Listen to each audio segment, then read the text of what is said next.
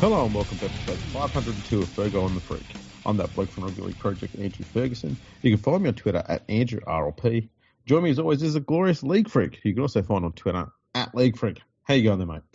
Going very well, Andrew, but I don't understand why people are whinging about the fucking draw. Yeah, because it's the draw and there's been nothing else to talk about and they've got all this pent-up whinge inside them. Yeah. And we need to release that whinge. You know what I always find is that no matter what the draw is, the season starts in about March and then it ends in about September, and then we have the finals and there's a shitload of games in between and everyone ends up playing everyone else at least once and it's a slog of a fucking season and we end up getting the right premiers at the end the vast majority of the time. So I don't know why people are fucking whinging. I think it's because they're conditioned to it. Stupid. Well, it is, yes. So the biggest whinge let's go from the top here. Okay, so the draw is going to be announced on Monday. Yeah, November 13th. People that are listening to this will probably already know the draw. They will, yeah. But we're recording this the night before on Sunday. Yeah. So it's coming out tomorrow at 11 a.m. The whole draw, except for the first 5 rounds, because we already know what they are, because one round came out a couple of days ago.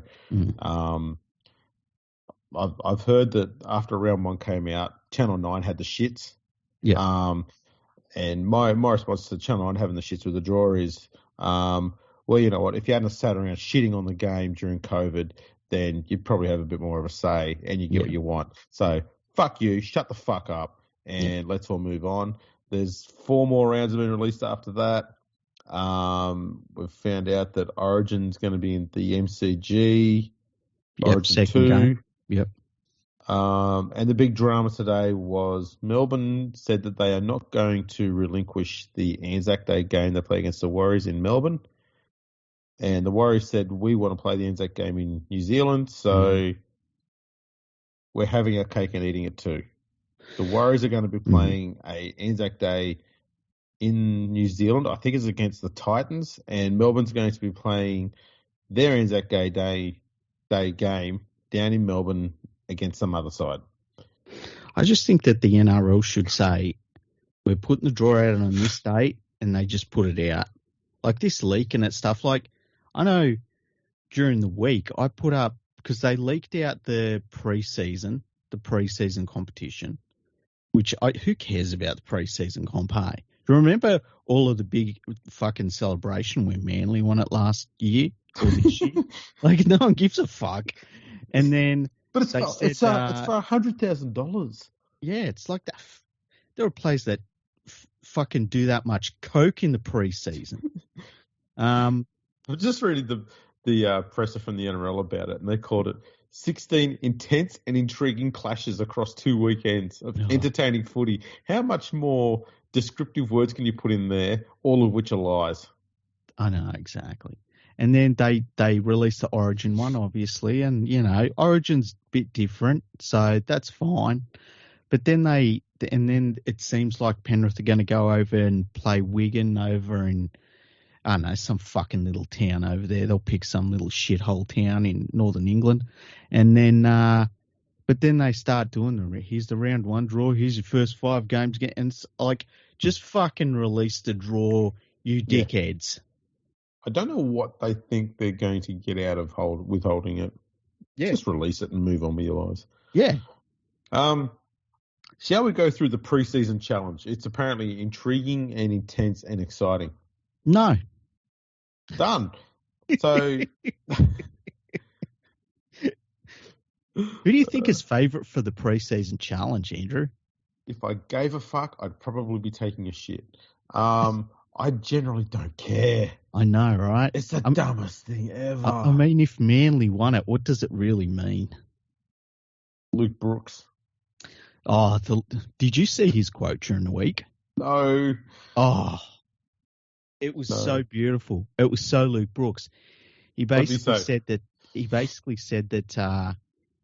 it's going to be nice to just be out of the spotlight finally at the Sea Eagles, and he said his best footy feels like it's ahead of him. Well, it's certainly not behind him.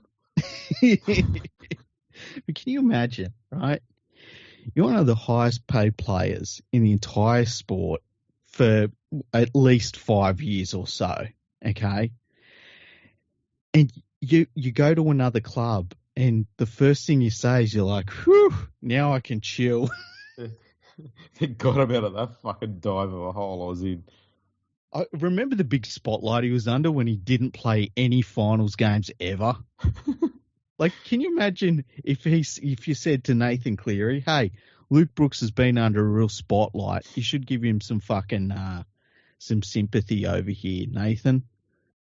It's worth noting that in just over a month's time, Luke Brooks turns 29. Yep. 205 NRL games. 76 wins at a win percentage of 37%. Who's the biggest loser between him and Stacey Jones? Oh, it'd be Brooks, surely, wouldn't it? You reckon? 37%. Let's have a look. Yeah, it's going to have to be. Stacey Jones, 44.83%. 44%. He's put 7% on him, man. He's fucking lapped him. Honestly. And people say that he's the best halfback in New Zealand history. Well, that's just in the NRL. For Catalan, it's 40%. Yeah, but that doesn't count. It's coming down a little bit. Yeah. For New Zealand, it's at 58%, so it goes up a little bit. Now, what was Gary Freeman's winning percentage? His would be pretty decent. He was one of those players where teams got better when he was there. Yeah. And then they got worse when he wasn't. Yep. 51.63% in the NRL. There you go. It's worth noting that he wasn't in the NRL for very long, 9 seasons all up. He went to East just before they started their rebuild. So he was there 92, 93. East weren't doing very good at that time. Yeah. He still won 57% of his games there. That's crazy. Went to Penrith 94, 95. So that was when they were starting their rebuild after the grand final successes that they had. Pretty much, yeah. And they were at the very, very start of it. And he won 43% of his games there. And then he went to Parramatta, who pretty much choked every time they played in 1996. Had a great roster. And for some reason were just shit. But he still won 41% of his games there. Yeah, he's a better halfback than Stacey Jones. Very, very underrated halfback. Yeah. Tough. And he was tough for a little bloke. He was smaller than Stacey Jones as far as like weight goes. Yeah. And size. So he wasn't exactly a great defender, but didn't fucking stop him from having a crack. No, he's a very good player. Real competitor. Very determined. And over in England, he won 53% of his games over there, and he played in the lower grades for Kent Invicta in 83-84 and played for Castleford 83-84. I've never heard of them. Kent Invicta? Yeah. I think they became one of the lower ranked teams. Okay. Yeah. That's interesting. It's weird every so often you'll see one of those lower grade teams over there. They'll spend a lot of money on a player that they just stick in their lineup alongside like plumbers and, like Lee. Lawns and shit. Yeah. Well, now that's half a Super League, isn't it? It is. Right. Well, speaking of great quotes, I've just seen this one. I've not read any other content to do with it, but it's from Benji Marshall. Okay. Because if there's one thing we know that the West Tigers can do better than any other team, it's talk themselves up in the off season. Yeah. They do talk a good game. Can you tell me another team that has the biggest mouth and the smallest nuts when it matters than the West Tigers? I tell you what, the Parramatta Eels did pretty good, for a little bit there, but then they got destroyed in the grand final, and that stopped. Yeah, But that's really the only one I can think of, hey? Every season, the Tigers are talking themselves up. Yeah. This is going to be the year we turn things around. We're going to be best. We're going to be better. We're going to be stronger. We're going to blah, blah, blah, blah, blah. And then they just balls it. It's a new era. It's a new era, Mark III. The quote from Benji is, "We've signed halves." Well, wow, he's really thinking outside the box there, hey? It's a good start. It's a good start. You know what, Andrew? Money ball. Money ball. This is fucking Sheen's ball. She's looking at it going, Peachy, we signed halves for. That's what we've got second rowers for. Who is it? It's Aiden Caesar, and who's the other one? There isn't another one. Who's the other one? Oh, it's some other bludger. Oh, no, it's that guy from the Dragons. Young fella from the Dragons. Don't know his name. Sullivan? That's the one. Jaden Sullivan? Yeah, I think that's him. And some juniors. Okay. Who are playing in the halves as well. So apparently that's great news. So how much will the Tigers beat Penrith by in the grand final next year? It's going to be a tough one. And how long do you think it will take Nathan Cleary to overcome the absolute ballsing he's going to get from Aiden Caesar? Well, Aiden Caesar's a great player. Great player. Played really well for Huddersfield.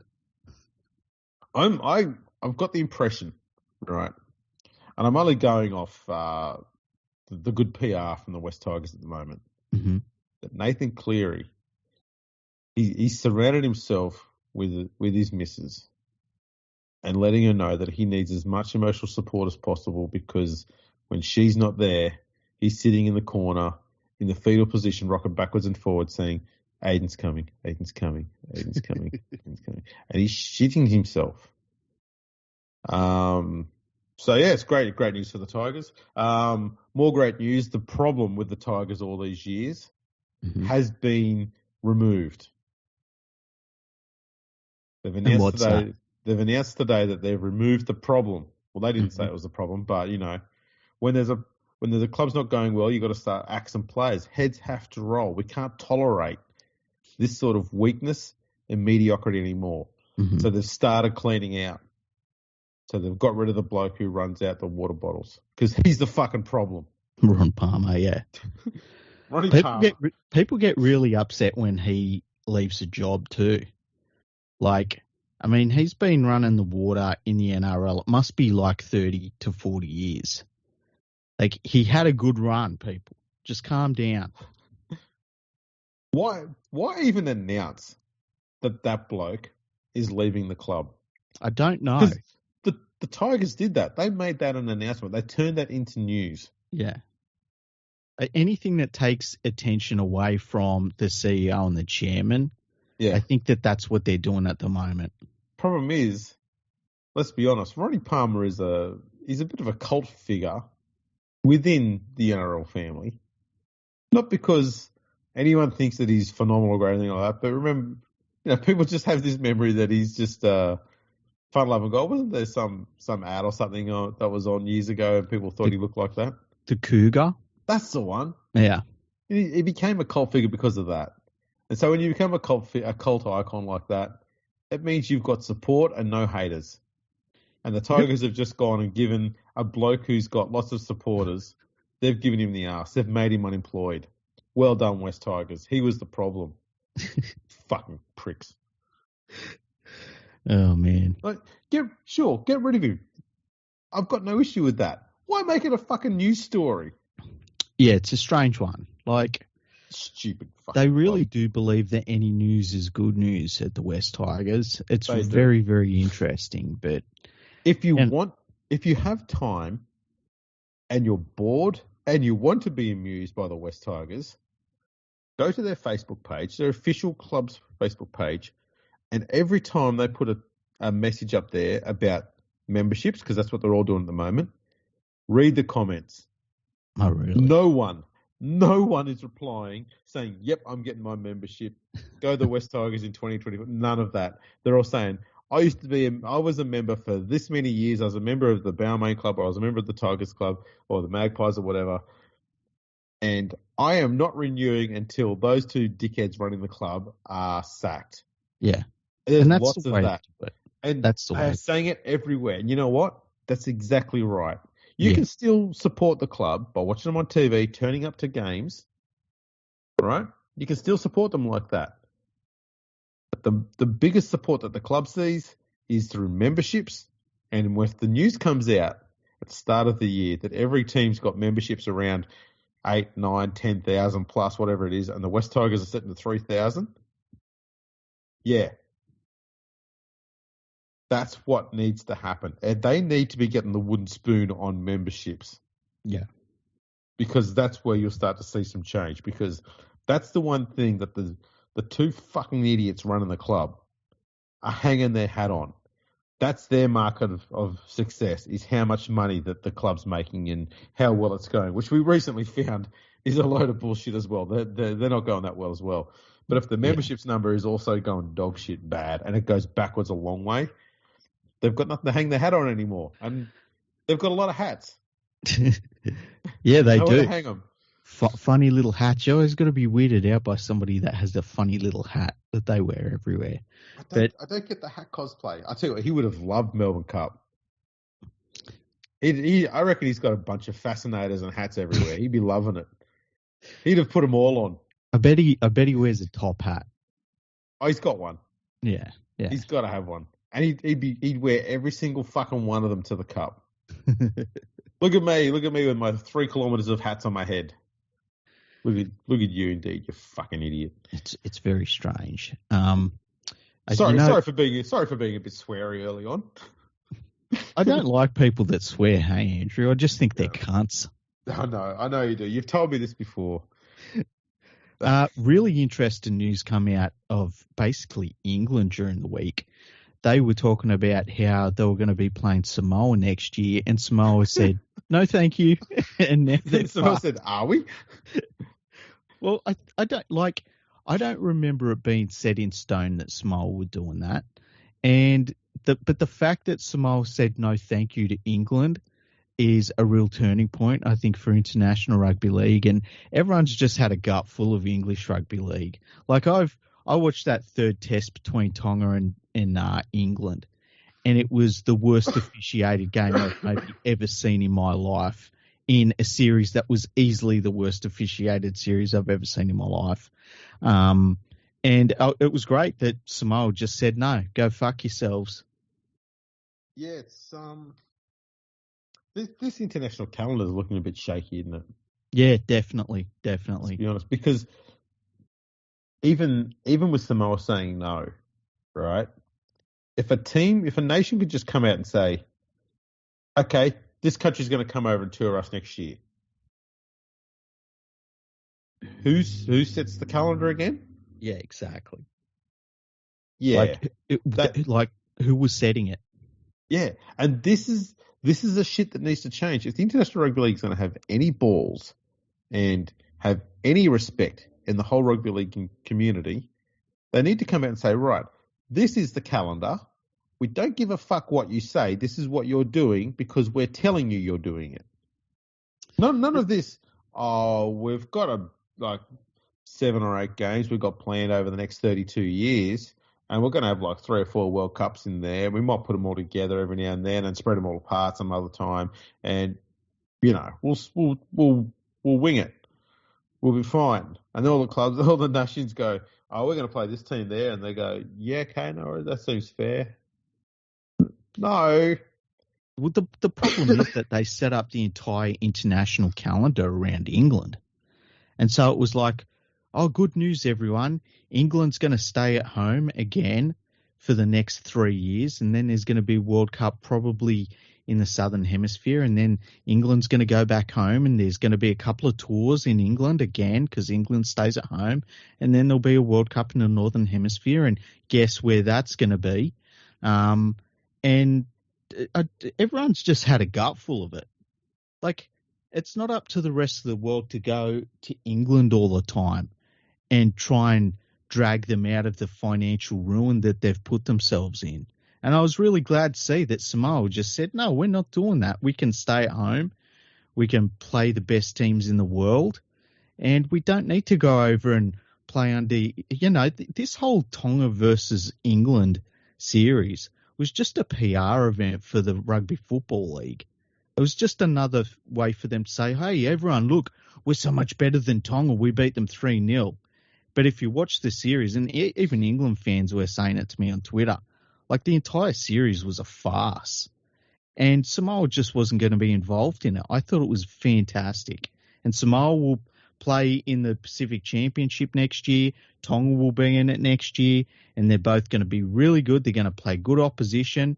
And it's going to be great. It'll be great to see. And England can go and play whoever. They'll probably make up a team again. Because they don't like playing France. No, well, can't have that. But let's get into this Pacific Championship because I have an issue with what they did this year. Okay. It makes zero fucking sense. I know. Right? Why have 3 teams playing in one Pacific Championship and then another 3 teams playing in another thing and another Pacific team, a rather vital one, over in England doing its own thing? Like, if we're going to have Pacific Championships, don't break it into 2 different fucking championships. Let's put them all together. Yeah. Right? And we don't have to play each other 2 times or anything like that. If you want to keep it brief, have 2 groups if you want, but have 6 teams. And they play each other in their group once, and then you go into finals, if that's what you want to do. Yeah. But I'd be more inclined to do it over the course of 2 seasons. Right? And you got 6 groups, you play everyone once. Right? You don't have to do home and away. You play 5 games, right, over the 2 years. So 3 games in year 1, 2 games in year 2. You've got all your pool games out of the way. The top 2 teams can play in the final at the end of the year, and then bam, that's your Pacific Championships. You do that over 2 years. You're not flooding your calendar because teams are only playing 3 games a year, which they did this year, and it was fine. So that would still work out okay. It's not too much, but it's enough, and you're getting to see teams playing against different opposition every game, except for the final, obviously, which is great for every nation. It's great for everyone watching as well, because you get to see where you are against all these teams. You're playing all of them. You do the whole lot. I would just, because I think that it's important to have a trophy at the end of the games. Because can you imagine what the reception would be if we just had the Pacific Championship just now and it was like to be continued next year? Like, people would just be like, that's silly. I'd just have it as a knockout comp, hey? Well, you can do that as well if you want, but it's got to have all the major nations in. You can't have bits of them here and bits of them there. Yeah, that was silly. The other thing too, and I don't want to sound disrespectful to the trophies because they probably do have a special purpose or meaning. They did kind of look like they come out of the homewares department of Kmart, though. They did. They looked like you should serve cheese on them. Yeah. Cheese and cabanossi. And I don't know how we work with that. Maybe if there is a significant story about why they're built that way, or it's a Pacific Islander thing or something like that, how's about you fucking tell us and you make a big deal about it? Yeah. Right? Why don't we, instead of us just seeing it at the end and we going, oh look, they got themselves a chopping board. That's nice. I like trophies that are super different. So I think it'd be awesome if the trophy that you won at the end of it was like a life-sized rocking horse or something like that, or like a giant fondue thing. Like, wouldn't that be cool? About a Trojan horse, and the winner gets to take it to England. Yeah, something like that. That would be brilliant. If they wheel in a Trojan horse and that's your trophy. Yeah, now we're talking. Yeah, I think that it needs to be something super different. Like, if you're going to go different, forget the chopping board, just go super, super different. Give the winning team a car, just one car. They have to share it. A Mazda 2. Yeah. Right, you've all got to hop in now. What if the trophy was like a mini? A mini? Yeah. Can you imagine, like, they just get 6 players and they carry a mini around the field. That's exactly what they have to do. That'd be great. That's brilliant. It was pretty amazing to see like a 30-0 scoreline against Australia. I think that it was, you and me joked about it, that New Zealand probably turned that result around from the second last game. And I think Australia probably relied on some experienced players and didn't push their selections too hard, and it eventually bit us on the arse. It didn't do it during the World Cup, but it did it in this competition. And I think that from now on, I mean, it's going to push Australia to have to really pick players that, instead of picking guys like, we're picking guys that, he's a good bloke and he's been around a long time and stuff. We've got to stop doing that. We just got to pick the best players available. And in their positions. Yeah. I've complained about this at the New South Wales level, picking a bunch of fullbacks, and they've got one at centre, one on the wing, one actually at fullback. How's about we just pick the best in their positions? Yeah, and 100%. I know a lot of people are going to be critical of Nicho Hynes. I think the problem we've got with Nicho Hynes is he's a specialist halfback at the NRL level, and that's how he should be treated at rep level. But at New South Wales and for Australia, he's been turned into a utility back who doesn't play any halfback position whatsoever. So he's on a hiding to nothing, okay? Only the very, very most amazing of fucking talents, and we're talking in recent times, Darren Lockyer and Andrew Johns, are able to come into a rep side and play in a different position that they played during the rest of the year. Right? That's the level you have to be at. I'm not saying Nicho Hynes is shit. I'm saying he's not Darren Lockyer or Andrew Johns, and that's a pretty fucking high bar that's set there, right? Yeah. So we can't keep picking him and having him either playing as some sort of middle player in the centres, because he's not defensively built for that.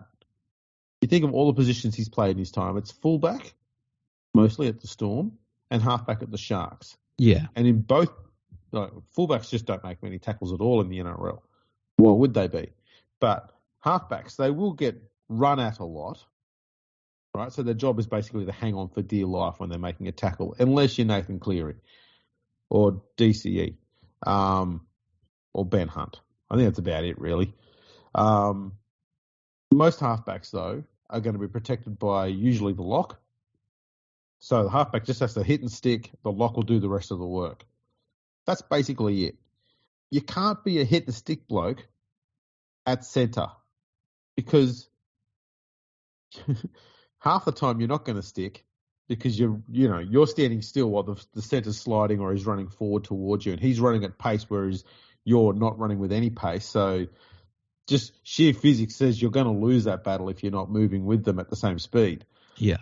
And if you're not dropping your shoulder into them to try and stop them or slow them down or wrap the ball up, you're not going to get any support from your other nearby defenders, because they're going to be one-on-one with their opposite number.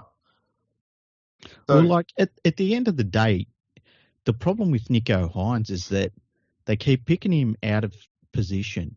But if you picked him in his preferred position as a halfback, he's not a representative quality halfback. That's right. Because if he was, he'd be the halfback in these teams. Yeah. So they need to just stop selecting him until there's a right. place for him in the team. Exactly right. There's no need picking him if Nathan Cleary and DCE and Ben Hunt are in the team. There's just no point. And it's not a criticism of his form or anything like that. There's nowhere for him to play. All available positions are taken. Okay? The only other spot you're going to put him is at fullback, and you've already got you don't need a replacement fullback. You don't need a fullback on the bench in a game of football. Your fullback plays 80 minutes. Yeah. So it's just it's a nonsense thing. The game has gone away from having a specialist backline player on the bench. You can't carry that. You need a utility back on the bench, especially one who can play in the middle. And, classic example I go from the Sharks is Talakai. You can play him at centre, and you can play him anywhere in the forwards. Yeah. Right?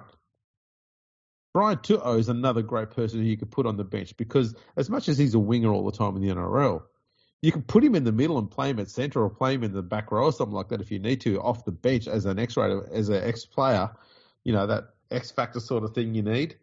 because you know that the meters you're going to get from him are going to be great no matter where you put him. He can do that. So but you're not getting that with Hines. So they've got to stop picking him, because when they're using him, they're not using him the best way to get best value out of him, and they're putting him out of position as well. It's so frustrating to watch. Yeah, I'm just sick of hearing what a nice bloke he is, and then every time he's in a rep team, it's like, it's great that he's a nice bloke. That's much more important than how good he is in a rep team. But when you're picking a rep team, you just got to pick the best players available, and he's just not one of them at the moment. He might be one day. There's nothing wrong with what he does in the NRL. He's a very good halfback for the Cronulla Sharks, but we're talking about New South Wales and Australia here. And, I mean, what happened to him in the New South Wales camp was just terrible. And it wasn't much better in this Australian team. And, it's fine. If he's just a really good club player, that's really great. There's nothing wrong with that. But we got to stop carrying these players because, we hope that they'll I don't know, one day grow into the role. We just got to pick our best players. I'm adamant that he is better than just a good NRL player. He would be a decent rep player, but he has to be the starting player. Okay, if you're going to get a good performance out of Nico Hines, he has to be the starting halfback. I don't care what level. That's just how it is. If he's not going to be the starting halfback, don't pick him. That's all it is. All those years when DC was really good, they didn't go around putting him on the bench all the time for Australia and Queensland when Cooper Cronk was there and Thurston were there. He just didn't get picked. Yeah. Sometimes they started putting him in there every now and then when they were short on players and stuff. But that's the reason. And when they brought him on the field, they put him at halfback and they moved Cronk to lock or some shit. It was fucking crazy what they were doing. But they were putting him in his specialist position. And that's what you do. So that's the thing that's dumb about this. I see a lot of talk about people saying Tedesco's done. Yeah, he's done. We were talking about this in the World Cup last year. We were saying he'd lost a step in the World Cup. Yes. And he should have retired at the World Cup, really. Yes. Would have been a good note to go out on. And I think he probably would have contemplated it if we had have had another great season from Tom Trbojevic. But I'm now willing to say that Tom is also done. Yeah, he's done. Because we don't need Tom anymore, right? Because we've got Dylan Edwards who can play at fullback. So let's just put Dylan Edwards at fullback, which again goes back to what I was talking about before, and not put him on the fucking wing. Yeah, it's silly. And, he's there. He's ready to rock and roll. Man, he had 25,000 assists this year. Yeah. He ran for 75,000 kilometres. Did you know that? Did you know he had 84%? Also, 12 inches. I've heard. But I mean, they've got a really good opportunity that you can chuck in Edwards right now, and you know that you're going to get a reliable performance out of him. And then eventually I think Reece Walsh is probably going to take over that. If not in the next, he might be the next fullback for Australia. He's right there. So, there was no need to be carrying a James Tedesco that's off the pace. And look, he was off the pace in the NRL a little bit this year. Not that he can't make a difference, but he's not the player he once was, and that's everyone has been beaten by Father Time. Once upon a time, people saying the same thing about Clive Churchill. They were like, man, I think it's time for Clive Churchill to hang him up. So it's, it happens to everyone, and that's fine. But it probably should have been, we should have been looking forward in this series. And I think that we just tried to rest on what we had, and it didn't work. And eventually, the Kiwis were they were absolutely magnificent across the entire park. Their performance was about the most complete performance that I've ever seen at Test level. They were fantastic. Well, it was the third time in Australia's entire history, and this is not just Test matches. I'm talking about every single game they've ever played, including tour games. Just the third time that they lost by a margin of 30 points or more. It's crazy. So the record, and your mates over in England will like this, 1956, Australia lost by 42 points to St Helens. 44-2. But that's their Emus team, isn't it? I don't know if have I got the squad here. I can't remember. I do.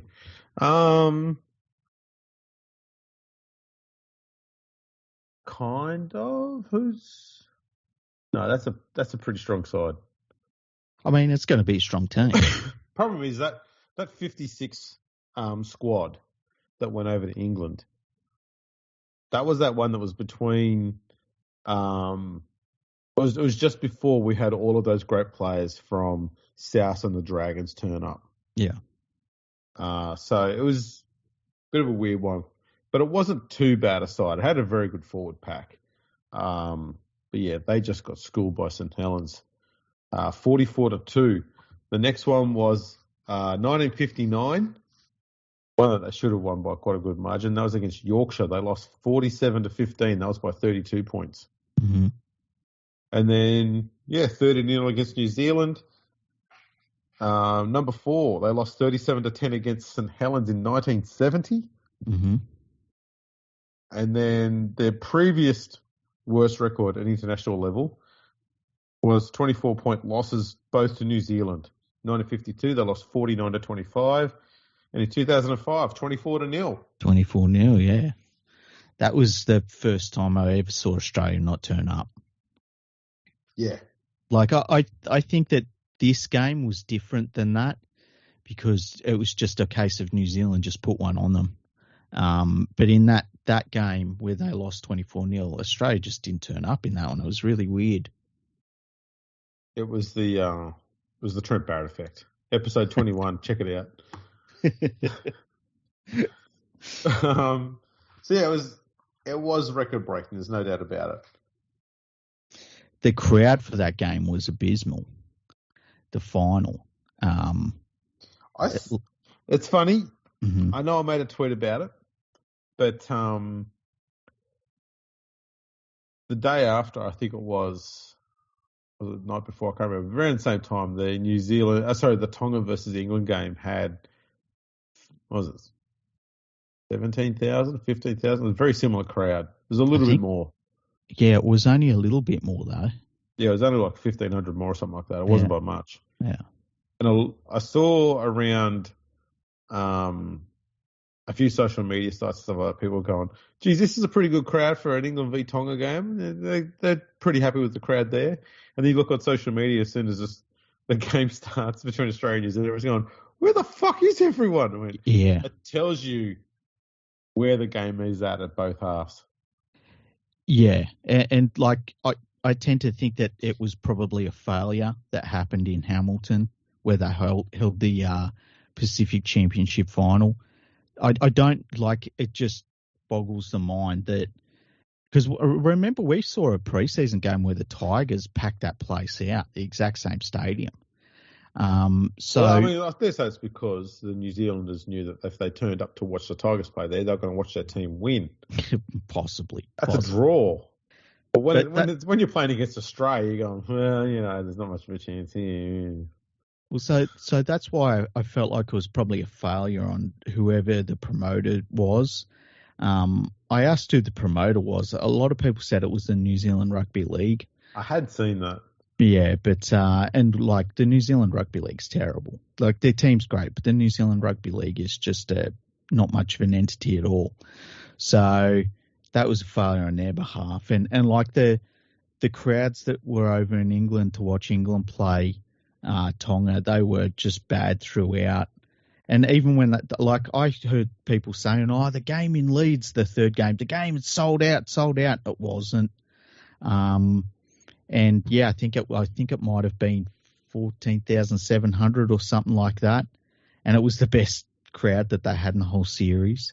So there's they really have to look at how they're promoting these internationals. I heard a lot of people in England saying that the prices were ridiculous, and I heard that as well for the New Zealand for the final, the Didn't Pacific Championship remember we final. were hearing about that during the World Cup?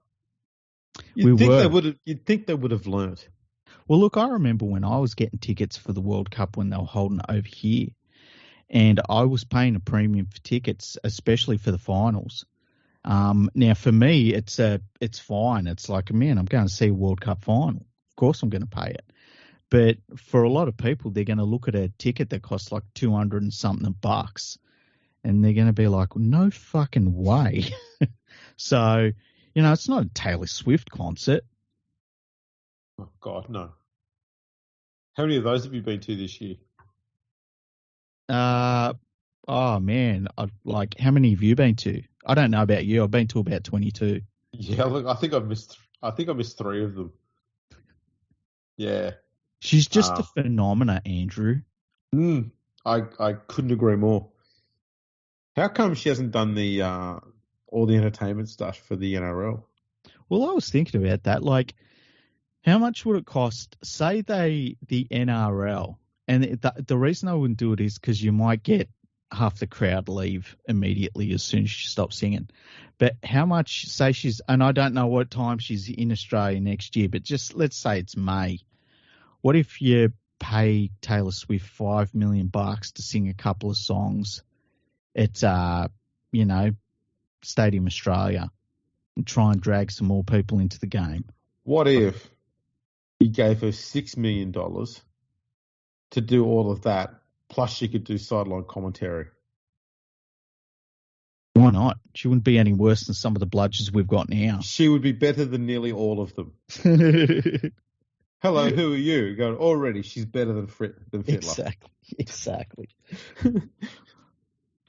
Well, that's half of Andrew John's commentary. He's asking the other commentator, like, does he do this all the time? Yeah. Is that what he normally does? It's like, Andrew, you're a professional commentator. Yeah.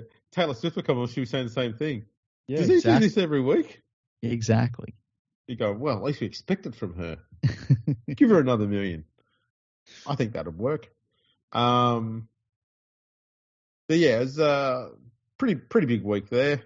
What else has been going on? There were some other international games of footy played during the week. Just trying to see where we were. Let's see. So, Nigeria and Ghana played in the women's game. Mm-hmm. Nigeria won 40-4. England women beat the Wales women 60-0. Wales once again, hey? Yep. It's just untapped, Andrew. Untapped. It's a reservoir. Yeah. Germany, the men's game there, they beat Poland 54-10. Oh, that's a big one. Yeah, Germany just absolutely annihilated Poland. Don't you dare. I tell you what, the German team is doing a little something. They're doing a little something. It's interesting. They've been building up from their, all of their levels they've got there, the junior levels, all the way through the ranks. They've been building them all up pretty steadily over the last few years because they were playing a lot of internationals for a while. Then they just went quiet for a bit. And now they're getting back into the groove again. The Netherlands is another one doing a very similar thing. And they're starting to play more internationals games and they're starting to put some good scores on teams. Yeah. Admittedly, the teams they're playing against are not hugely competitive at the same level. But if any luck, we might start seeing Germany play against, teams like Serbia and stuff like that, who are on that next tier up. Mm-hmm. And if they're being competitive or be able to get wins against teams like that, then you start getting them playing against Italy and Greece, stuff like that. And I mean, you're talking about teams that have played in World Cups and they're on the cusp there. So I don't think they're too far away from being around that realm. Whether they'll get into a World Cup, who knows? But they're going very quickly in the right direction there. Yeah. And that's what you want to see. Greece beat Norway 36-6. Papua New Guinea beat Fiji 32-12. some more women's games in Nigeria, Ghana, 14-6 to Nigeria. Greece women beat Serbia women 8-4. And South Africa hammered Kenya 56-12. And then 3 days later, they did it again, 82-2. Jeez. The hell? Yep. And coming up in December, we've got Jamaica playing USA. That'll be interesting to see how that one goes. That's a big win for South Africa, considering they don't play rugby league in South Africa. Yeah, two wins in 3 days. Yeah. That's insane. They didn't get that many wins in their first 80 years. Imagine how proud Sean Rutgerson is.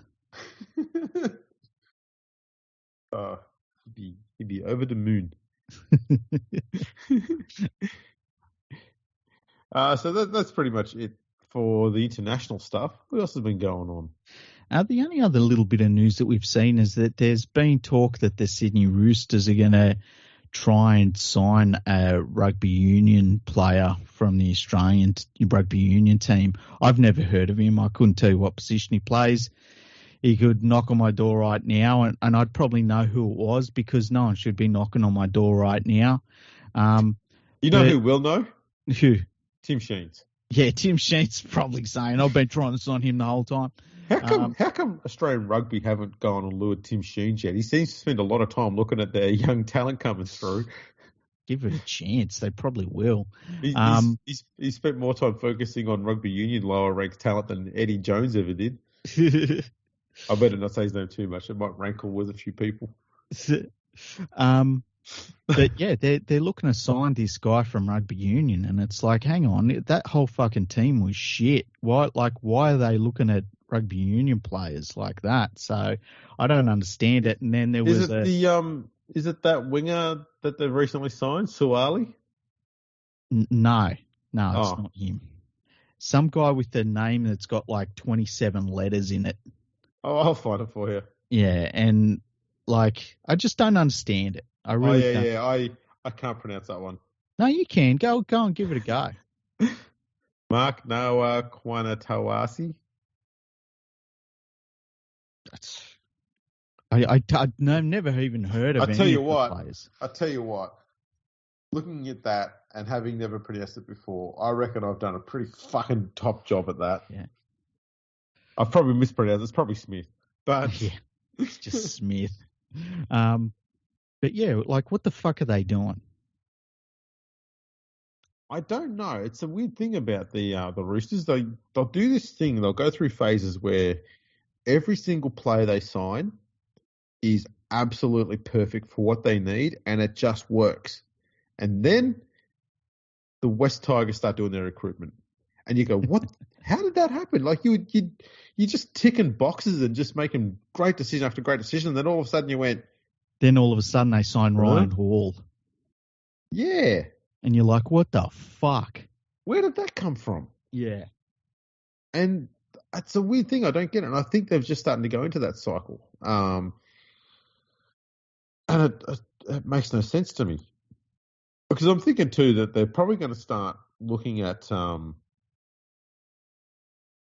changing up their roster soon. They've got a few blokes that are getting into their 30s, they're key players. So Tedesco's 30, Napper's 30, Kiri's 31, Tupou's 32. They're starting to get up that way a bit. So they're going to be wanting to try and, replace those guys soon. You've got, excuse me, Angus Crichton, Lindsay Collins, Brandon Smith, Joey Manu, Paul Momorowski. They're all 27 at the moment. So they're going to be 28 at the start of next year. There was a lot of talk that Manu's going to get a massive offer from the Dragons, like the type of offer he probably can't refuse. Can I ask, hey, if we go any further, how are the Dragons going to afford that when they have bought Kyle Flanagan? He can't be on much.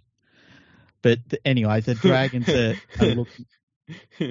The Dragons are looking to sign Manu on a massive deal, and if the Roosters want to keep him, you watch them kick fucking Tedesco out the door and to the curb, because that's what they do. They say, he's a real Rooster through and through, and then they say, get the fuck out of here. What Pack the your Roosters should shit do and get the is say, fuck out. how's about instead of Manu, we give you Tedesco? Because I reckon the Dragons would jump at that. They probably would, hey? And that would work for the Roosters because they throw up a ton of money, and Manu can go straight to fullback. They will not miss a beat at all. If anything, it improves their spine. Yeah. And they just need to find themselves a centre, and they've got fullback money to spend. So they can buy anyone at that stage. The thing about the Roosters, I don't rate them. Again, going into next year, for the simple fact that their halves are too small, too injury prone, and I think their forward pack is soft. It's going to be interesting because I think, is Maria Hargrove retired? No, I don't think he is. Okay. Because they were talking about, will he be able to play in the game in Las Vegas? Oh, that's right. Well, if he's not retired, he will probably be in his last year. Yeah. Yeah, their pack's a bit thin on with talent. Yeah, they're soft. So I don't know what the hell they're going to do. I'm not thinking that they're going to be in the top 6 next year. I think they'll be pushing to get in the top 8. They're a red line team already for me. They're finished. And we're going to see if the sun really shines out the arse of Trent Robinson now. Because he walked into a really good team, very young team, won a lot of shit, and it's just all going downhill ever since. It's all trending downhill. And, this is where a coach coaches. Well, or this is where you see the difference between a normal coach and Phil Gould. Where Phil Gould was able to see when a team was going to shit, and he went to the next team that was on the way up. Yeah, exactly. Did you see they threw another one of their players under the bus? Which one this time? It was I can't remember his name. It was the one that was the club captain. And they basically told him to stay away. But there's so many players they've done it to now. It's insane. They just cannibalize their own. Yeah. Didn't the the Bulldogs also announced 37 players they signed the other day? I didn't see that. Yeah, they had a whole heap of them. Let me find them.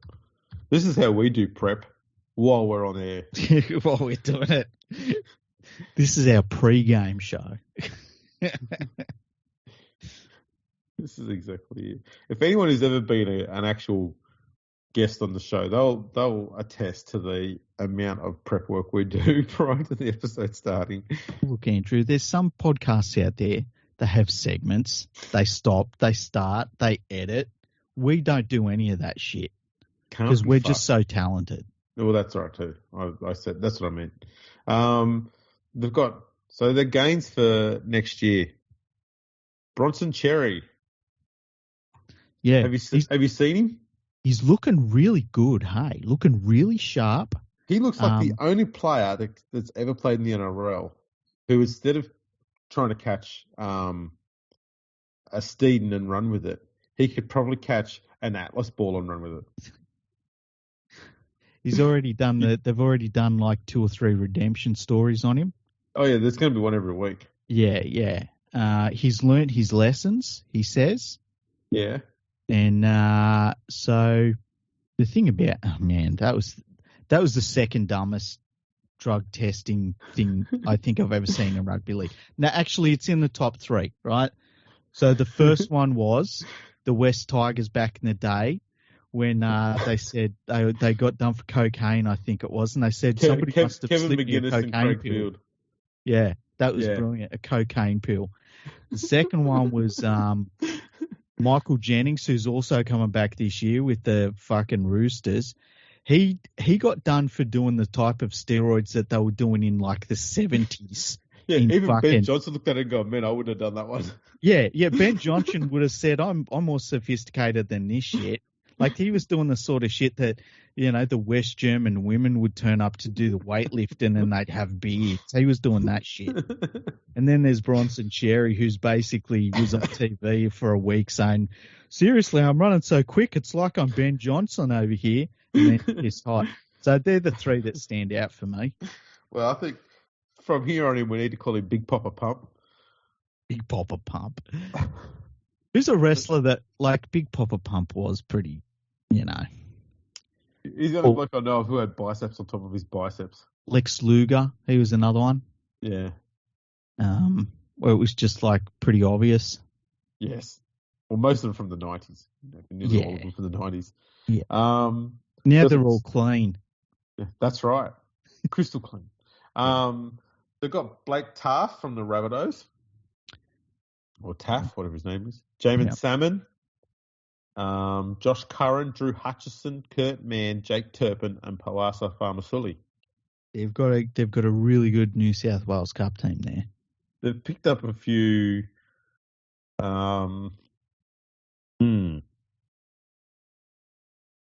Yeah. Yeah, I don't know what to make of that. It looks Serraldo's going to be sacked in about round 8. It looks like a lot of like for what they've lost. Yeah. Other than Crichton. Yeah, other than Crichton, they haven't signed any X Factor players. It'll be round 8, and I don't know who's going to step in, but Michael Potter. It could be Michael Potter. I think he's coaching their New South Wales Cup team, isn't he? They'll just bring him back. Might as well. Yeah. Bring him back for the majority of the season, but don't sign him as the coach. Sign another young coach, probably somebody that's at the Panthers, and just give him a massive contract. No, you know what they'll get? Who? Bring back Barrett.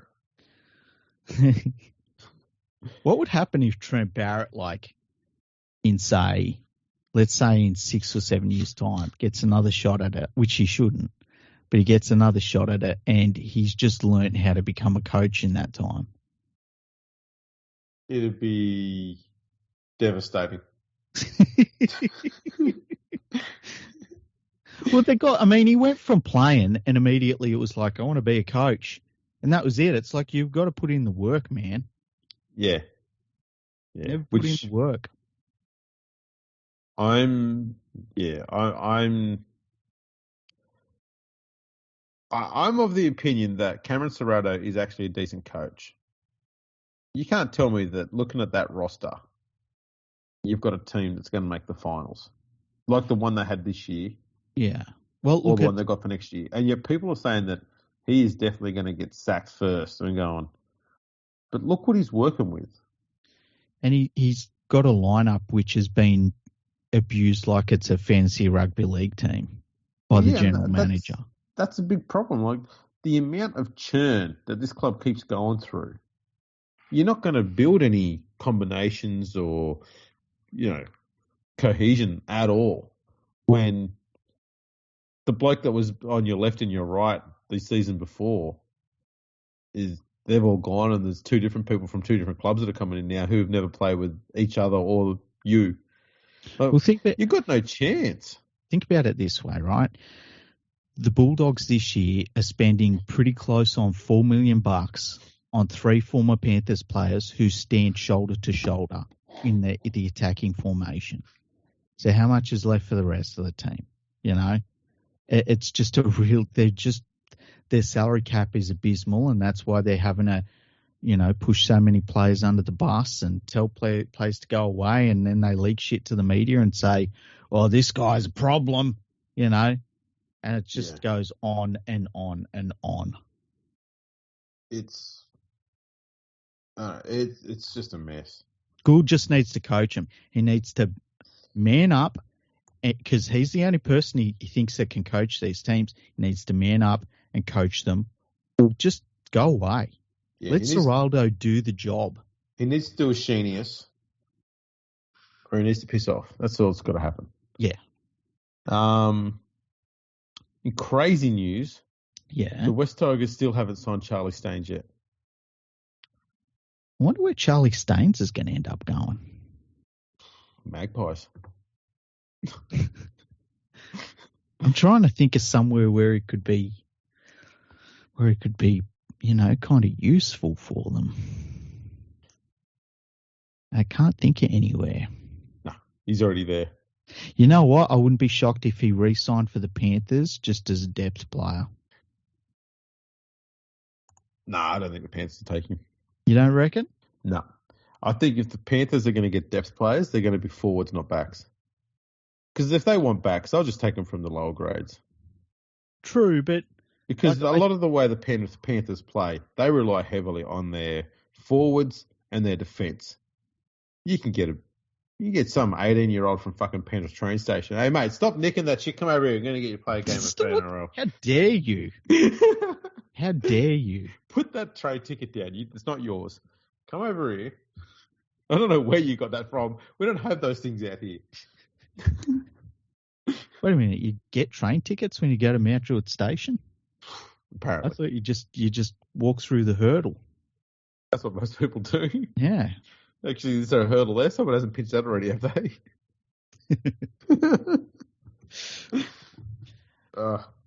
Lovely work. Yeah, they'll just get some player from their lower grades, some teenage person to come in and just fill in because they've got plenty of them. I tell you what, their lower grades have been decimated by everyone else, which is fine, but which is why I haven't losing a few. How many young players have lost to other clubs? But it's probably not a bad thing they've lost a few top end expensive players because it means they can go back to signing a lot of that junior talent up on long terms, and they might be able to stop that bleeding, so to speak, there and get back to locking them down and building forwards again. Yeah. I think that I think I was talking to Nadine about this during the week, how Luai's contract, which is still up in the air, it's probably holding up a lot of re-signings of younger players at the moment. And that's fair enough. Like, that's nothing against him, but it's really the thing that they have to work out between the two parties. And then go, then once that's in place, they'll know sort of where they stand with their salary cap space. Because, if they've got $850,000 to spend, they could probably upgrade a couple of contracts and they might be able to get someone pretty bloody good if they want to. Like Charlie Staines. They could probably get 4 or 5 Charlie Staines. 8 or 9 of them. He's a handy player. He played very well in the 2022 grand final. So, he's a handy player, but it's so crazy when you think of Penrith. They have probably the best winger in the game in To'o, and they also had the Rookie of the Year who was amazing on the other wing. It's just outrageous what they do. It is. Speaking of outrageous things that have been done. Yes. These last few weeks, we've finally finished on Rugby League Project every single match of the NRL history going back to 1908. I'm talking about lineups, everything. So you can see the appearance and scorers for every single game that's ever been played since 1908 in the NRL. That's fantastic. And that took 18 years. And we've still got a bit of work we're doing at the moment, like cleaning things up, fixing up missing player names or, getting dates of birth for players that hadn't been recorded before. That's still all going on. But, if you ever want to go on there, there's nearly 10,000 players. You can check the whole list of them out and sort it by appearances, tries, goals, field goals, win percentage, wins, most losses, draws, all sort of stuff. You can even go by all that data by position. See who played the most games as a winger. Mm-hmm. See which player had the most losses in their entire NRL career. I'm guessing that you know that. Paul Gallen. Yep. So you can check all of that stuff out. You know what? How about this? We go through right now. Yeah. And we do the most. We know that the player that had the most games as a centre was Jared Croker, right? Yes. fullback. Fullback. All right. Who do you reckon? I don't know, though. You do know. Is it... I want to say one player, but then I don't think it's him. I'm going to give you a clue, okay? And it's not going to sound helpful. Okay. Don't think too hard about it. Is it Billy Slater? It's Billy Slater. Okay. I was going to say him or Darren Lockyer. Oh, God. Okay. Lockyer is at 20th on the list. Oh, there you go. That's interesting. Winger? Okay, winger. Man, this one's difficult. Winger.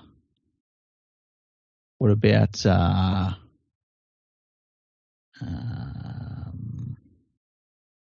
don't think it'd be Wendell Saylor because he was 12th on the list with 205 games. Yeah, and it wouldn't be ET because he moved into the centres.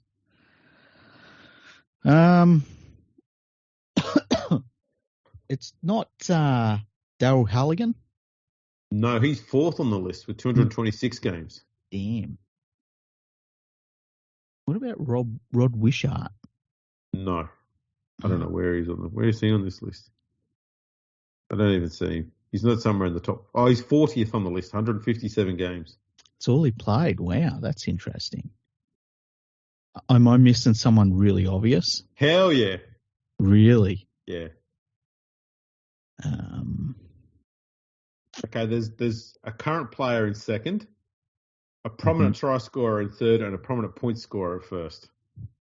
A prominent point scorer in first? Oh, yeah. Well, I thought it would have been Darryl Halligan. No. Scored more points than Halligan. Oh, I'm missing someone really obvious. Oh, I'm too tired for this. Tell me. All right, number 3. How's El Masri? El Masri's at 1. He's got 293 games. There we go. I got there. Daniel Tupou second with 239 games and Ken Irvine third with 237 games. Wow, that's interesting that Tupou's in second. Yeah. That's crazy.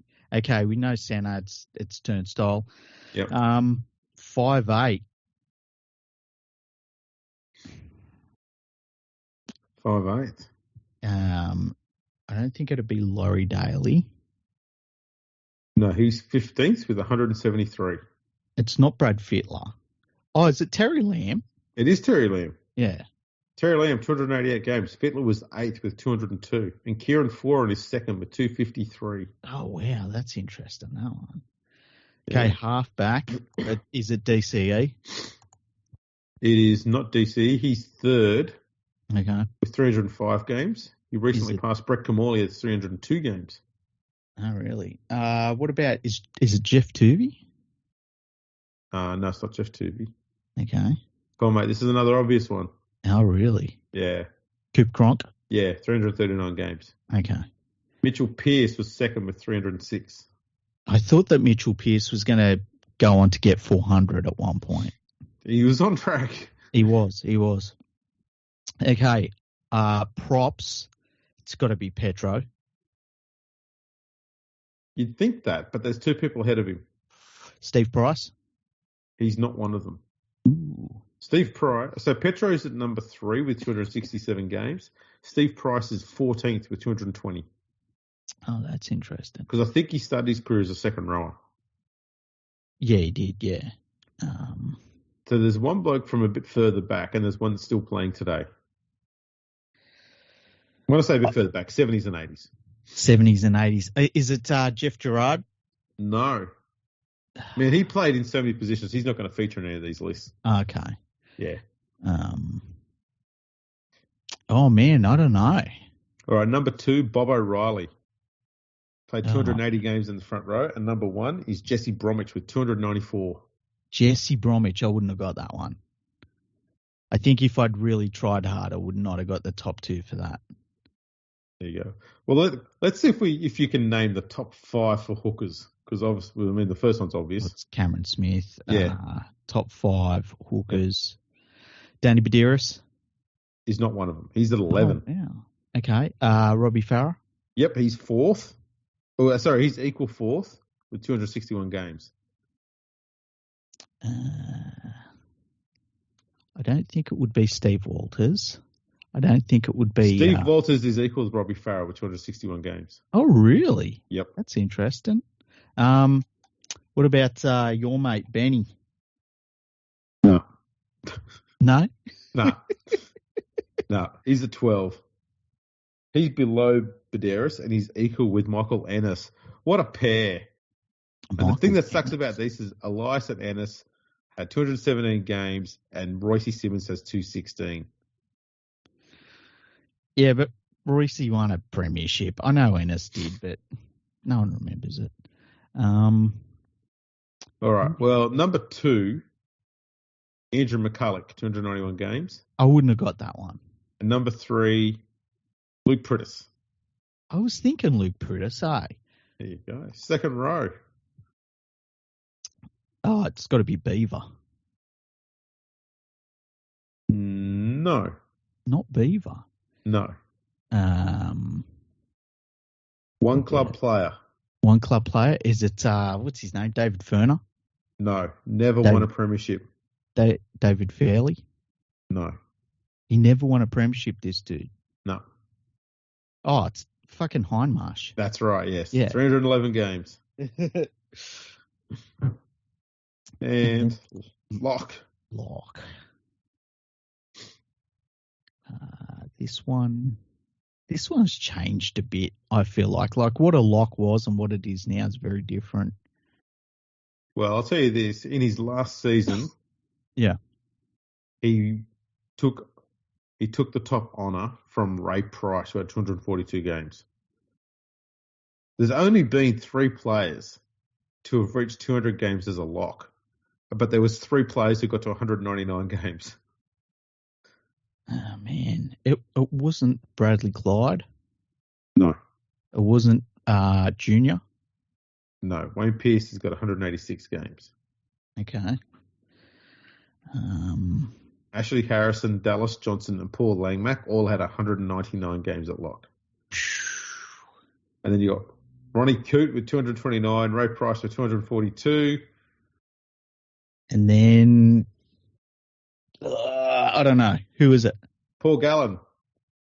See, that's what I'm talking about. 247 games. Just a real natural athlete too. 100%. Now, there's one position we've missed. He's not very good at pool, I've heard, though. Oh. And he knows it. He knows it. Well, that's the main thing. You need to know where your strengths and your weaknesses. Now, can you name who the most capped interchange player is? Oh, you've got the most capped interchange player. Oh, yeah, we got that too. That's crazy. 163 games on the bench. Oh, my God. Played for Parramatta, Warriors, Dragons, Penrith, and Cronulla. Man. Penrith, Dragons, and Cronulla. No, I haven't got a clue. Jeremy Lattimore. Yeah, I wouldn't have got that. Wow, that's a lot of games on the bench. That is. It's a lot of times that they say, you're not quite a starter. There's 37 players made it to 100 games off the bench. That's impressive. Who do you think is the best bench player of all time? Craig Wing? Yeah, I think that's a fair statement. Just really handy in so many different positions. Yeah, you could just chuck him in anywhere. He played in the halves. You could play him in the back line if needed be, and you could play him at hooker sometimes too. Yeah, very good defensive player as well for his size. Yeah. So, yeah, that was the, there you go, most winningest players of all time. Oh, sorry, most capped players for each position. We're able to do that because of the hard work and dedication of everybody at Rugby League Project. Oh, yes. Well, thanks, Sean, later. No, seriously. how much credit do you take for yourself? Like, is it 80% of it? 85? 90? It's higher than 90, is it? Wow. 92? Wow, Andrew. Come on now, Andrew. I didn't realize I had to say it's not stop. 95. Come on. Keep going. Wow. I'd probably say somewhere around, well, I don't know, 40%, 50%. Because the way I look at it is a lot of this stuff had been recorded by journos in newspapers. I just had to find it and compile it. We've had a few other people that have helped us out, notably Greg Fiveash and Paul Carter. They spent a lot of time going to libraries and going through their own personal libraries to fill in a lot of gaps here as well. Obviously, the great work that David Middleton did as well. We're able to compare our data against what he had for a lot of stuff and see if there's stuff that we had missing or players on the wrong position or on the bench and they weren't supposed to, things like that. And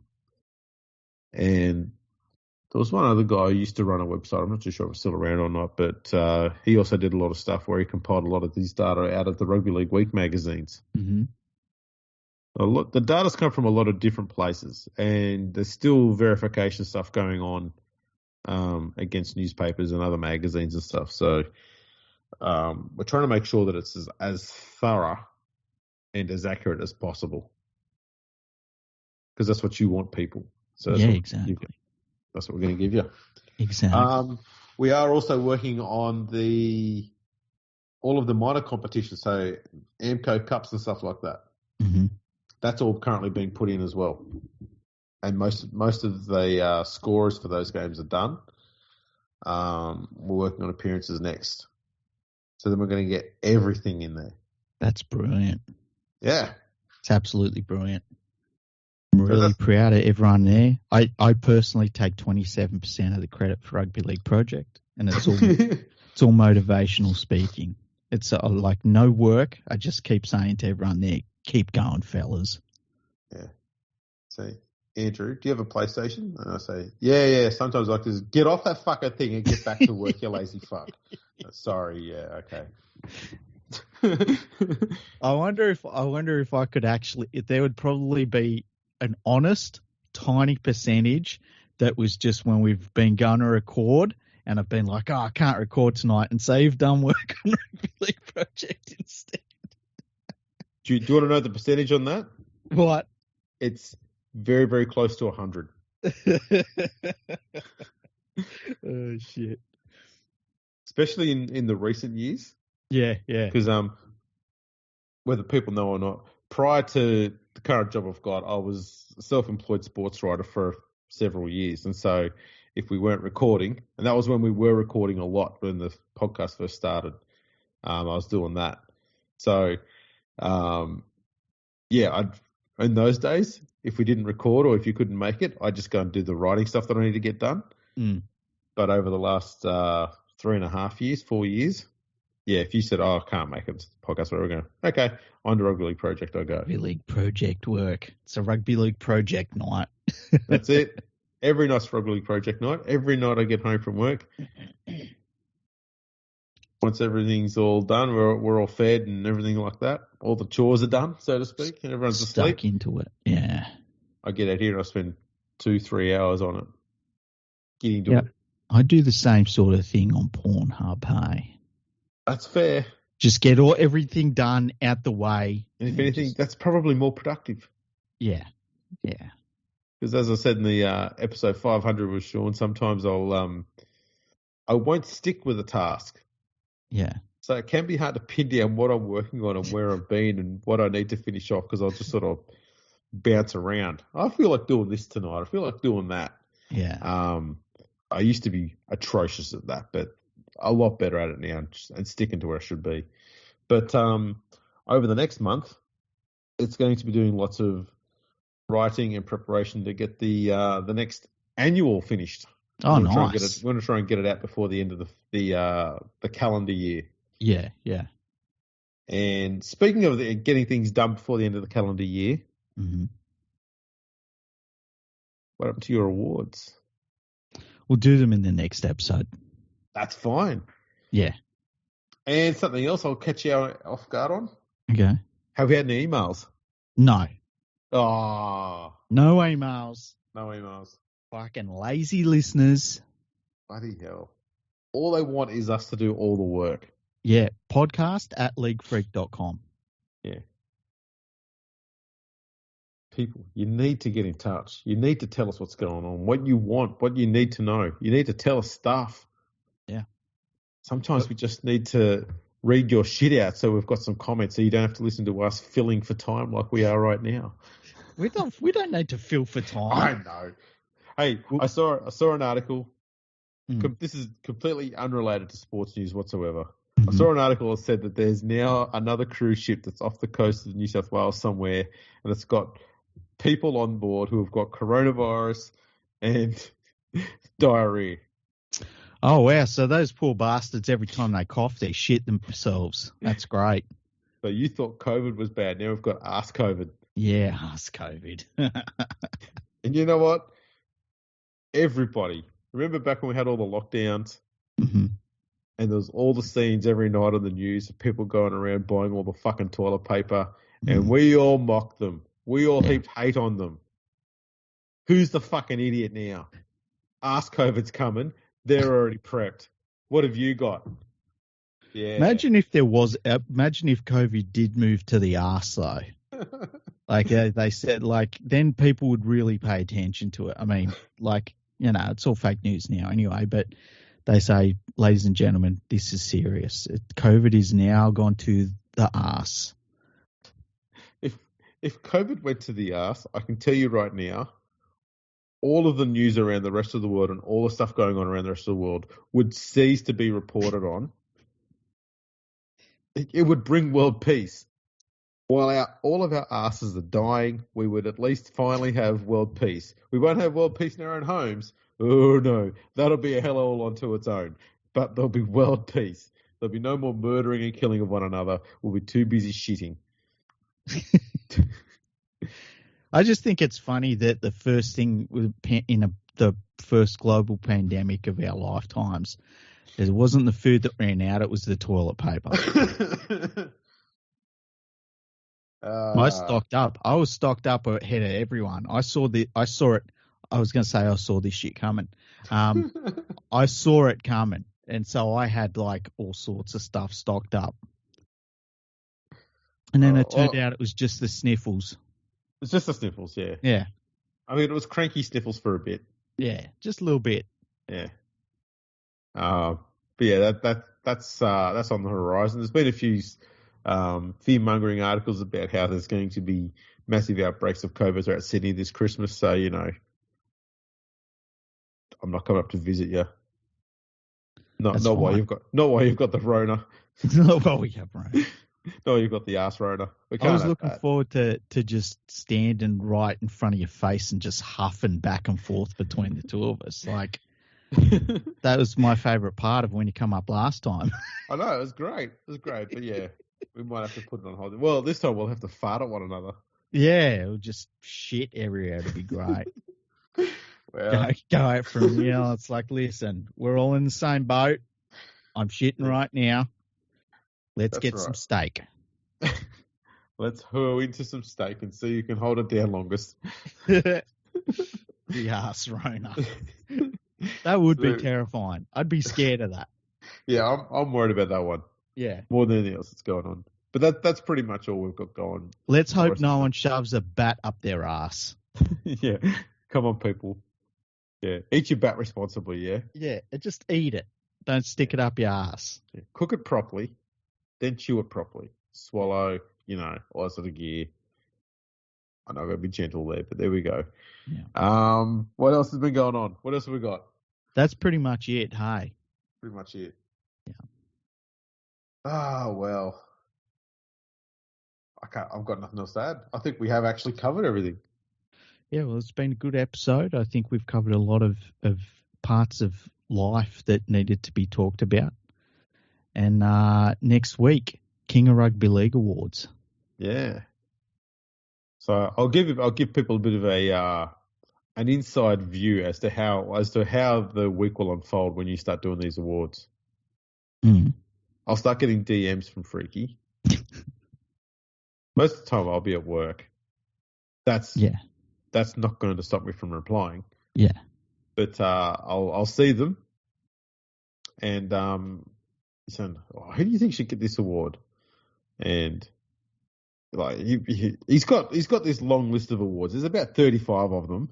There's And like 6 of them. The first thing he'll do is he'll put a Panthers player next to all of them. And then I'll nominate a West Tigers player, and he'll go, yeah, okay, I must be right then.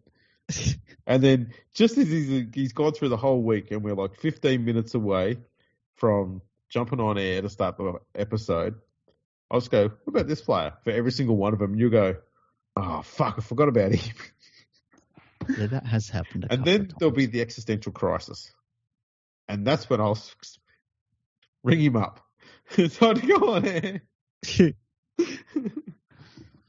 And then it'll be seamless. It'll all go fine. You know what I found funny this last couple of weeks is there's been a couple of people on Twitter that have said to me like, oh, Penrith aren't the best team in the modern era. It's like, what are you talking about, you idiots? They just are. Like, they just are. That's not a question anymore. They just fucking are. You're not the best until you've broken the cap. I know, right? How can you be the best if you haven't gone past the boundary? You know, if they just won the 3 premierships, I could see some people's points. But when you add the 3 premierships and the winning percentage and the number of wins, and then that comeback in the grand final and the 3 straight grand finals, it's like, what didn't they do? Like, people are crazy. Well, let's be honest, Penrith didn't win State of Origin, did they? Exactly. And they didn't. Do you remember that there was how about this, Andrew? There was a point in 2023 where you could find people that would say Mitch Moses is a better player than Nathan Cleary. I know. Fucking, isn't life wonderful? Oh, it's great. It's great. Well, you know what? With the best ahead of him, Cleary's going to have a bit of competition this year. He's going to have the unhinged, revamped, unleashed Luke Brooks. Going under the radar at the same time. Yeah, he's unleashed, unhinged, off the rails and off the radar. Imagine if he just, for whatever reason, started playing like Andrew Johns. Look, I'm not going to be surprised. I'm not going to be surprised if he has the best season of his career. And I think I've suggested this before. I think going to a club where he doesn't have to control the team, he's actually got a genuinely good 7 next to him who's going to do all of that high-pressure organising stuff. And he's just going to be able to focus on his strengths, which is his running game. It's obviously not his organising game. He doesn't have to worry about that. Is the best season of his career, right? Let's say he has the best season of his career. Or equal to the best that he's had. The bar is not high. Exactly. I was going to say, is it a first-grade player? I think it will be. I think this year you'll actually, or 2024, you will see Luke Brooks actually being, and it won't be from round 1. It'll be maybe a third of the way into the season when he starts to find his feet and his place in the side. Mm-hmm. I think you'll start to see him actually looking like a genuine NRL player. And a lot of people will be saying, why didn't he do this earlier? How come we didn't do this at the West Tigers? And that's what's going to come out of this. And I'll say right now, and it's on the record, the reason why he didn't do it at the West Tigers is because he didn't have a genuine 7 outside of him to do all the stuff that he can't do. Organising, talking, getting things done. He can't do that. He can't do that. He can't organise. He can't do all the stuff. No. People talk about, that first year when he had, Mitch Moses and James Tedesco there, and they were this brilliant trio. I'm going, yeah, he had someone next to him by the name of Moses who can organise, and yet one of the best support line running players that we've seen in the last 20 years not the best, but one of the best in James Tedesco, calling for the ball whenever he needed it. All Brooks had to do was pass it to his voice. I hear Tedesco, he called for it, bam, and going, yeah, it's easy to look good when you've got someone doing all the hard work for you, asking for the ball and organising stuff for you. Of course he was going to look good in that. But after that, I think with Seabold as the coach, by round 6, he will be on the bench as a utility player, and Schuster will be at 5'8" again. And it just will all spiral into a mess. Seabold wouldn't do that. You don't think so? No, Seabold will move him to hooker. We'll find out. That's the best part. They play the games. Yeah. Are we going to be watching Manly more than the West Tigers this year? That might actually be an upgrade for me, despite all of what Manly's doing wrong to their side. Yeah, there's part of the Manly team next year that I like is like Car an crash experiment. You know, it's like what the fuck, and it's similar. It's a similar way. Like I watch the West Tigers sometimes with the thought of like, is this going to be the game that someone gets 80 put on them? You know, and that the Manly's going to be like, how bad can this get? Yeah, I'm not too sure what's going on with Manly. I don't know if they're going to just sneak into the 8 or whether they're going to challenge the Tigers for the spoon. It's going to be one of those two mad things. I think right now for the spoon, it's like West Tigers, Manly, and Dragons. Probably Dragons. The Dragons need to recruit some talent. Yeah. Hey, I saw recently on Twitter, actually, just before we do head off, it might be that Code Sports mob. Oh, they're so fucked. Was it them? They've been doing lists. I know you love lists. Yeah, I know. You love these lists. One of them was ranking the coaches. I saw that one. Heading into 2024, and I saw this and I thought, this thing's an absolute mess. So one is Ivan Cleary. I'm fine with that. Mm-hmm. Number 2, Wayne Bennett. No, it's Craig Bellamy. It's Craig Bellamy, who they've got at 3. Number 4, Trent Robinson. You go, given the rest of the coaches that are, in the NRL have either had less success or haven't had as many seasons, I can handle that. I think Trent Robinson is overrated. He may well be, but there's not a great deal number of remaining coaches left that you can 100% go, yep, he's definitely better. Because Robinson has won some premierships. He's been around for a while, overrated or not. There are some runs on the boards where a lot of these other coaches don't have runs on the board yet. That's fair. And so that's where I'm going with that. But it gets a bit messy after Robinson. Mm-hmm. Number 5, I've got Des Hasler. He's got a lot to prove, man. What the fuck? Number 6 is Ricky Stewart. My thoughts exactly. That's silly. Number 7, Andrew Webster. He should be higher. Number 8, Kevin Walters. Well, he should be higher. Number 9, Todd Payton. I think that's about right for Todd Payton going on last year. Number 10, Brad Arthur. Well, that's probably about right for Brad Arthur. Number 11, Shane Flanagan. He's just such a natural athlete. Now, when I see Shane Flanagan on a list of coaches, he is the bloke I put at the very end because he has done a lot of cheating. Yeah, he's never achieved anything by fucking normal means. Well, even if he has, how can you be confident that he did? Yeah, that's a very good point. So he's a fucking cheat. He doesn't go above anybody. He's the Bronson Cherry of coaches.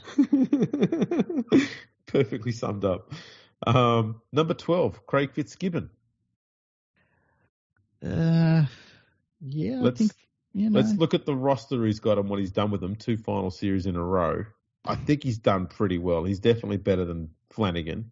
Anybody is, but I have question marks about Fitzgibbon. That's fine.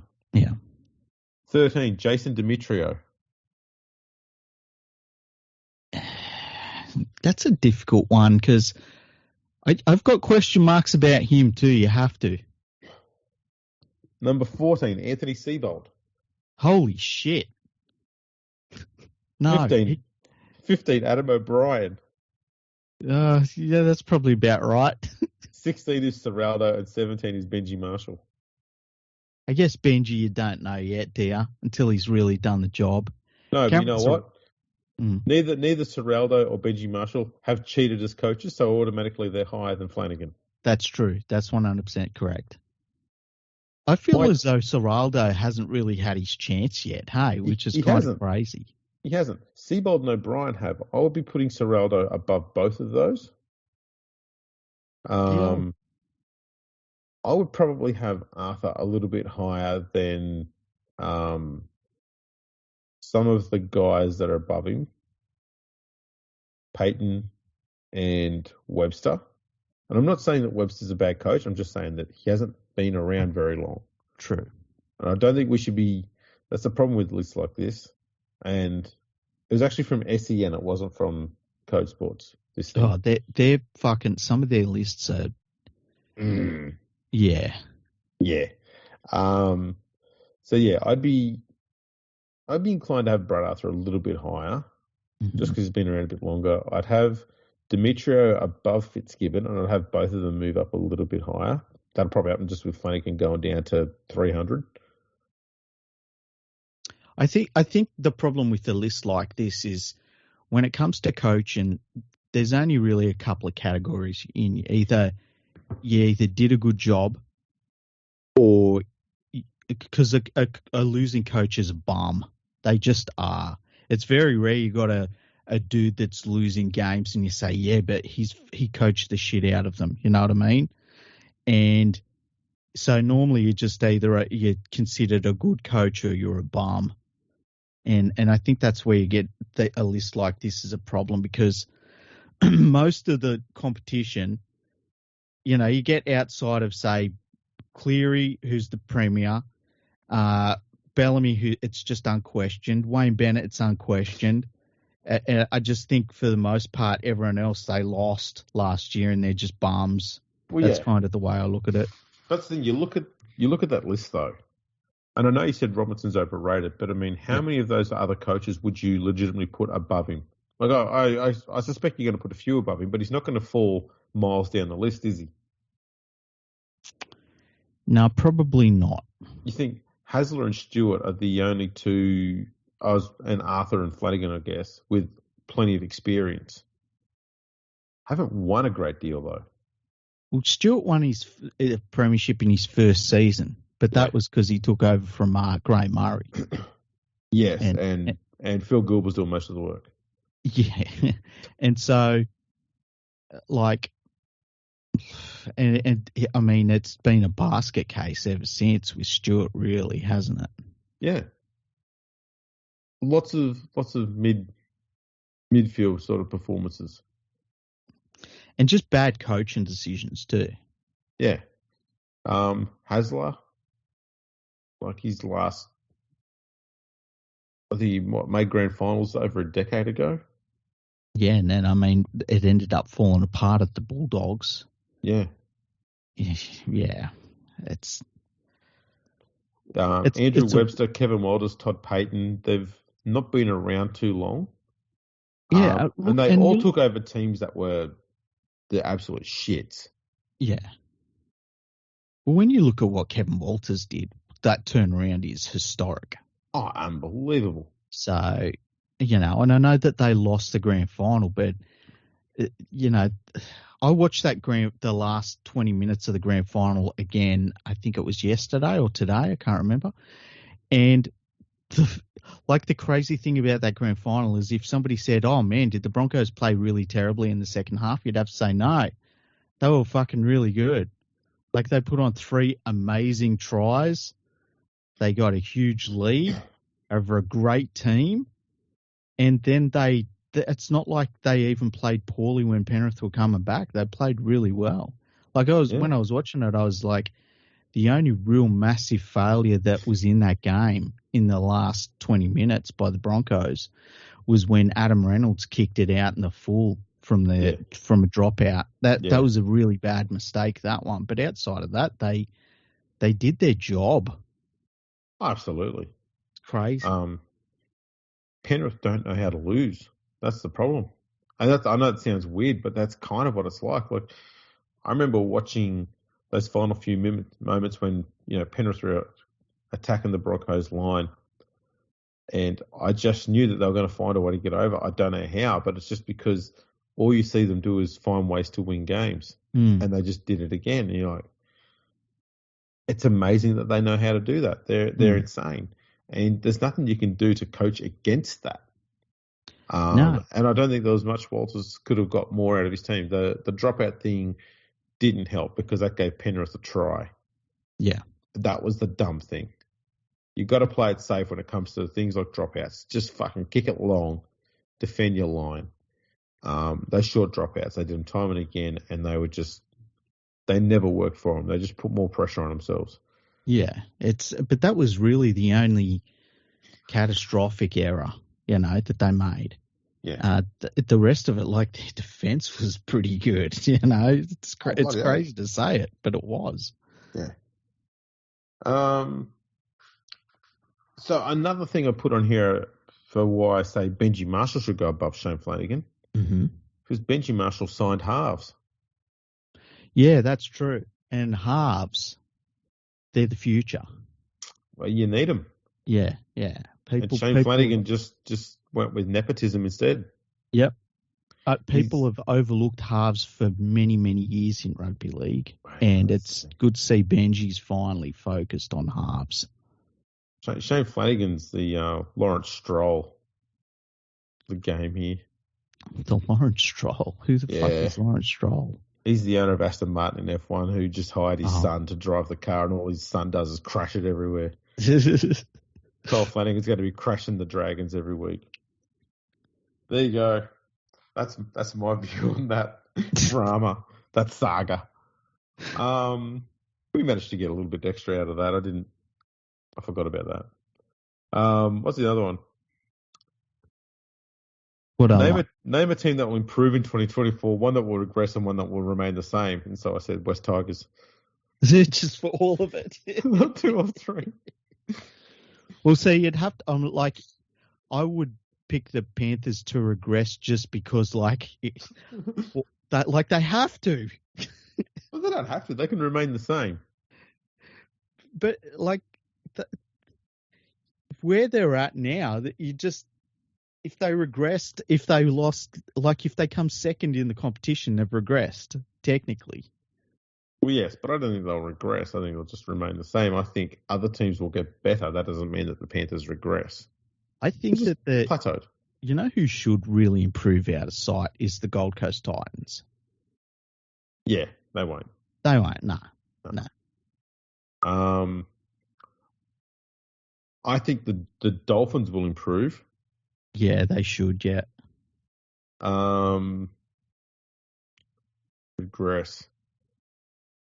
I wouldn't be surprised if the Tigers are the ones that regress, and I think the Panthers will stay the same.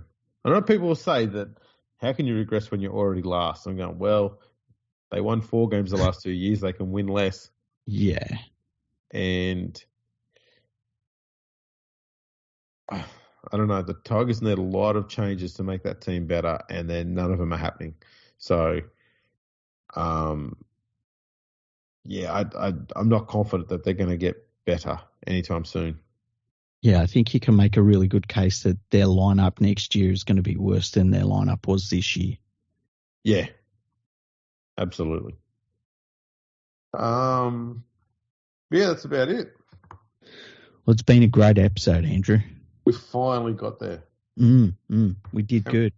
How many times did we put this one on hold? About 5 times? No, it was only about 3 or 4 times because you had your computer issue, and I think that was the only thing that we had that was the issue. Oh, you had to violently dismember a few medical professionals. Oh yeah, that's right. I forgot about that. I tried. I tried to zen that out of my system. Now I'm thinking about it again. Oh, there goes another one. That's fine. There's too many of them anyway. Well, yeah, you don't need to destroy them. You can just send them to a boat and they can do some arse roner instead. Yeah, true. Yeah. Alrighty. Well, thanks for tuning in, everyone. Make sure you check us out on all the socials. And we'll catch you all next time.